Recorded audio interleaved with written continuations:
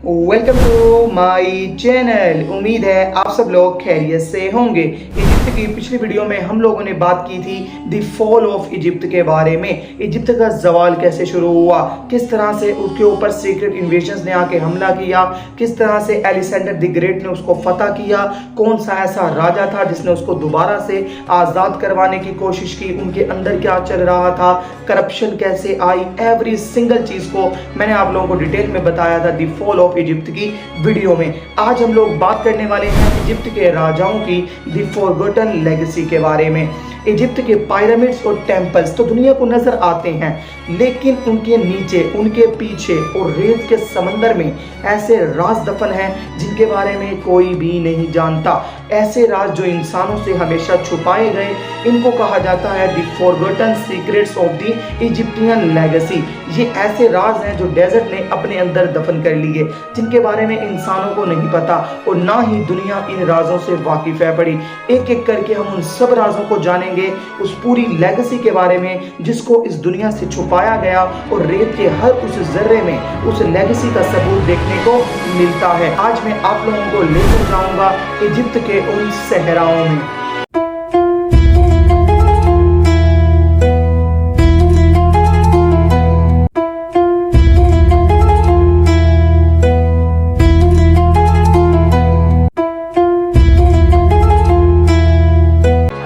बात करते हैं दी लोस्ट टेम्पल्स के बारे में। सहारा डेजर्ट के अंदर बहुत सारे टेम्पल्स आज भी मौजूद हैं, बहुत सारे पिरामिड्स आज भी मौजूद हैं, लेकिन कुछ लोगों का ये बिलीव है पड़ा कि इससे पहले और भी बहुत सारे पिरामिड्स मौजूद थे, जिनको सीक्रेट पिरामिड्स या फिर सीक्रेट टेम्पल्स कहा जाता था। और कहा जाता है कि सैटेलाइट इमेजेस के अंदर आज से पुराने दौर में जो सैटेलाइट इमेजेस खींची गई थी, उनमें भी हम लोगों को वो पिरामिड्स और टेम्पल्स देखने को मिलते हैं जो आहिस्ता आहिस्ता रेत के तूफानों की वजह से रेत के अंदर दब गए।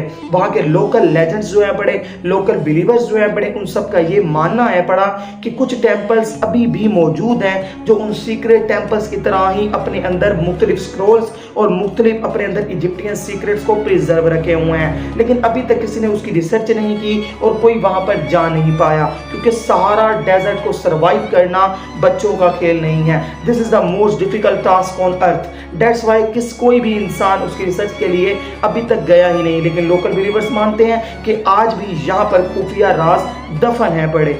अब हम लोग अगर बात करें इजिप्ट की लोस्ट लाइब्रेरीज के बारे में, तो कहा जाता है कि जिस वक्त अलेक्जेंडर द ग्रेट ने इजिप्ट पर हमला किया और इजिप्ट को फतह किया, उस वक्त इजिप्ट के अंदर एक बहुत बड़ी लाइब्रेरी थी जिसको अलेक्जेंडर के नाम पे ही उसके बाद नाम दिया गया था, जिसका नाम था अलेक्जेंड्रिया द लाइब्रेरी। इस लाइब्रेरी के अंदर कहा जाता है कि पूरी दुनिया के इल्म रखा गया था, यानी दुनिया की हर किताब मौजूद थी, दुनिया के हर फेरोज के बारे में, दुनिया के हर लेजेंड के बारे में, दुनिया के हर सिविलाइजेशन के बारे में इल्म मौजूद था। इसके अलावा कुछ लोग ये भी कहते हैं कि जब ये पूरा का पूरा इन्वेजन हुआ, इजिप्ट पर हमले हो रहे थे, तो उस लाइब्रेरी से कुछ सीक्रेट स्पेल्स एंड स्क्रोल्स को रेत के अंदर दफन कर दिया गया, उनको छुपा दिया गया। कुछ लोग चाहते थे कि ये किसी तक भी ना पहुंचे। अब उन स्क्रोल्स में, उन स्पेल्स के अंदर आखिर था क्या? तो बहुत सारे बिलीवर्स का ये मानना है कि उनके अंदर एडवांस्ड मेडिसिन के फॉर्मूलाज लिखे पड़े थे, उनके अंदर आज की मॉडर्न साइंस से भी आगे फ्यूचर टेक्नोलॉजी के सीक्रेट्स लिखे हुए थे, उनके अंदर एस्ट्रोनॉमी के बारे में लिखा गया था।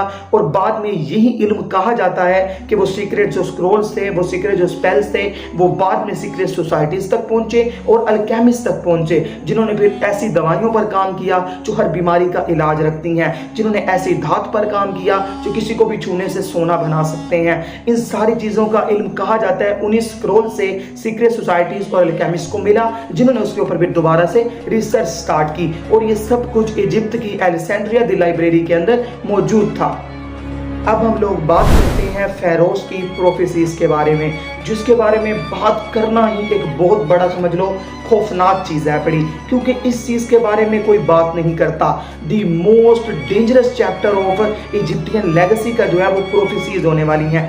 एंशियंट इंस्क्रिप्शंस में लिखा गया है कि एक दिन डेजर्ट जो है पड़ा वो अपना राज खोलेगा। डेजर्ट अपने अंदर से उन सीक्रेट्स को बाहर निकालेगा जिनसे इजिप्टियंस दोबारा जिंदा होंगे और इजिप्ट दोबारा इस दुनिया में एक ग्रेट एम्पायर बनकर उभरेगा। और कहा जाता है कि पुराना इल्म जो इजिप्टियंस देवता, इजिप्टियंस फेरोज का है पड़ा, वो भी वापिस आएगा।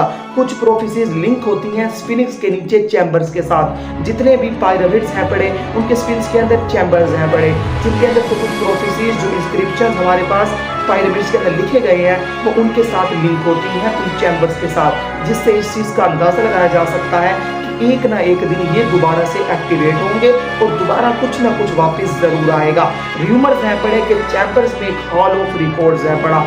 बहुत सारे लोगों का ये मानना है कि जितने भी पिरामिड्स हैं इनमें से कुछ पिरामिड्स के अंदर एक हॉल ऑफ रिकॉर्ड्स का कमरा है पड़ा, जिसके अंदर इजिप्ट की असल हिस्ट्री लिखी हुई है। इजिप्ट में असल हुआ क्या था, आखिर उनके राजा कौन थे, उनके देवता कौन थे, ये सारी की सारी हिस्ट्री हम लोगों को पिरामिड्स से मिली है। लेकिन जो इजिप्टियंस ने लिखी थी अपनी किताबें, कहा जाता है कि वो हॉल ऑफ रिकॉर्ड्स में आज भी मौजूद हैं और उनके अंदर उनका ओरिजिन भी लिखा गया है उनके फेरोज का। लेकिन आज तक किसी को वो hall of chambers, hall of records मिला ही नहीं है। इसके अलावा प्रोफेसी कहती हैं कि when man turn into stone then desert will speak. जब इंसान का दिल पत्थर का हो जाएगा तब सहरा बोलेगा और इजिप्टियंस वापस आएंगे इस दुनिया पर राज करने के लिए। अब हम लोग बात करते हैं एक बहुत बड़ी मोस्ट कंट्रोवर्शियल थ्योरी के बारे में, जो कि कनेक्शन बनाती है इजिप्टियंस का एंड एटलांटिस का। बहुत सारे लोगों का ये मानना है पड़ा कि एटलांटिस जो इजिप्ट से भी पुरानी सिविलाइजेशन है, जो समंदर में रहते थे, जब उनके बारे में कहा जाता है, पाल्टो कहता है कि एटलांटिस की जो सिविलाइजेशन है पड़ी वो खत्म हो गई, समंदर में डूब गई, उनका कोई नामो निशान ही नहीं रहता। लेकिन कुछ कॉन्स्पिरेसी थ्योरिस्ट का कहना है कि एटलांटिस सिविलाइजेशन जब तबाह हुई तो उनके जो सर्वाइवर्स थे वो वहां से बचकर निकले समंदर से और इजिप्ट के अंदर आए। उन्होंने ही इजिप्ट के इस गांव को द ग्रेट इजिप्टियन एम्पायर बनाया।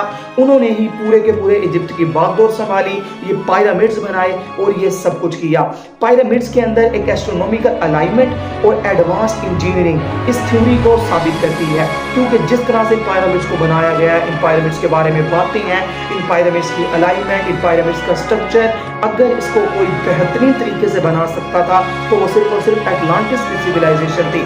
हो सकता है कि उन्हीं के सर्वाइवर्स आए हों, उन्होंने अपनी नस्लें बनाई हों और आकर इन चीज़ों को बनाया हो, क्योंकि वही इंजीनियरिंग को सबसे बेहतर जानते थे। इसके अलावा कुछ हायरोग्लिफ्स में भी पिरामिड्स के अंदर लिखा गया है कि people of the sea come into the Egypt, यानी बहुत सारे पिरामिड्स के अंदर पीपल ऑफ द सी के बारे में जिक्र है पड़ा। तो ये इसके 100% चांस है पड़े कि हो सकता है कि एटलांटिस के ही सर्वाइवर्स इजिप्ट के अंदर आए हों और इजिप्ट की इस पूरी की पूरी सिविलाइजेशन को उन लोगों ने जन्म दिया हो। यही वजह कि इस दुनिया की मोस्ट पावरफुल सिविलाइजेशंस में सबसे पहले एटलांटिस एंड नंबर 2 पे इजिप्टियंस का नाम हम लोगों को देखने को मिलता है। अब हम लोग बात करते हैं इस डेजर्ट के बारे में, जिसने इस लेगेसी को अभी तक जिंदा रखा हुआ है, क्योंकि बहुत सारे लोगों का ये मानना है कि ये डेजर्ट जो है बड़ा अभी भी अपने अंदर इन सीक्रेट्स को दबा कर बैठा है। मॉडर्न एक्सप्लोरर्स कहते हैं कि जो भी इस नॉलेज को ढूंढने की कोशिश करता है या इसके ऊपर रिसर्च करने की कोशिश करता है, या तो वो डिसअपियर हो जाता है, या उसको एक अनएक्सप्लेन्ड इलनेस का शिकार हो जाता है, या फिर उसके एक्सीडेंट्स हो जाते हैं और वो जिंदा नहीं रहता। कोई भी इस रिसर्च को, कोई भी इस नॉलेज को पूरा नहीं कर पाता। क्या ये कोइंसिडेंस है या फेरोज का कर्ज है पड़ा, जिन्होंने उनकी लेगेसी को जिंदा रखा हुआ है? अगर इंसानों का बस चले तो उनकी सिविलाइजेशन को, उनकी लेगेसी को, उनके सीक्रेट्स को, उनके नॉलेज को सफाई हस्ती से मिटा कर रख दें। लेकिन उन फेरोज के कर्ज की वजह से आज भी उनकी बात की जाती है, उनका इल्म जिंदा है, उनकी पावर जिंदा है, यहाँ तक कि उनके सीक्रेट्स भी सहरा के अंदर जिंदा हैं। अब अगर हम लोग इस चीज़ को लेकर चलें कि इजिप्ट के जितने भी राज हैं, जितने भी सीक्रेट्स हैं, उनकी पूरी की पूरी लेगेसी को डेजर्ट ने अपने अंदर महफूज रखा हुआ है, तो आखिर फिर इसको एक्सप्लोर कौन करेगा? आखिर इसको महफूज रखा क्यों गया है? कि आने वाले एंसेस्टर्स के लिए क्या ऐसा हो सकता है कि इजिप्ट की नस्लें आज भी जिंदा हों वापस आने के इंतजार में? इस चीज़ के बारे में आप सब लोग अपना ओपिनियन कमेंट्स में शेयर करो। ये मेरा ओपिनियन था, अब आप सबकी बारी है। आप सबको क्या लगता है कि जितने भी टेम्पल्स थे, जितने भी पिरामिड्स थे जो रेत के अंदर दब गए, इनके अंदर कौन से स्क्रोल्स रखे हुए हैं? क्या सच में हॉल ऑफ रिकॉर्ड्स के अंदर इजिप्ट की पूरी हिस्ट्री लिखी हुई है? क्या एलेक्जेंडर द लाइब्रेरी से स्क्रोल्स को किसने छुपाया था और ये अल्केमिस्ट के पास कैसे पहुंचा। आप सब लोग अपना ओपिनियन कमेंट्स में शेयर करो। इजिप्ट की लास्ट वीडियो में मैंने इजिप्ट की जितनी भी वीडियोस बनाई हैं, अब ये हमारी सेकंड लास्ट एपिसोड थी, इसके बाद होगी फाइनल एपिसोड जिसमें हम लोग बात करेंगे the return of Egyptian empire के बारे में। मैं आप लोगों को अगर कहूं कि आने वाले वक्त में इजिप्ट वापस से खड़ा होगा दुनिया का सबसे पावरफुल एम्पायर बनकर, इजिप्ट के देवता, इजिप्ट के गॉड्स वापस आएंगे, तो ये गलत नहीं होगा। विद फैक्ट्स के साथ एवरी सिंगल चीज पर बात करेंगे अगली वीडियो में। तो अगर आप सब लोगों को वीडियो पसंद आई हो, चैनल को लाइक सब्सक्राइब करना। मिलता हूं आप लोगों से नेक्स्ट वीडियो के अंदर द रिटर्न ऑफ गॉड्स ने।